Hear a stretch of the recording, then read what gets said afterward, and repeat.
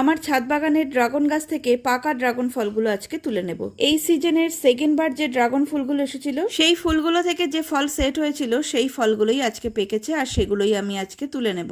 এদিকে ড্রাগন গাছের তৃতীয়বার যে ফুলগুলো এসেছে সেগুলোও অলরেডি ফলে পরিণত হতে শুরু করেছে। আজ অনেকগুলো পাকা ড্রাগন ফল তুলে নেব।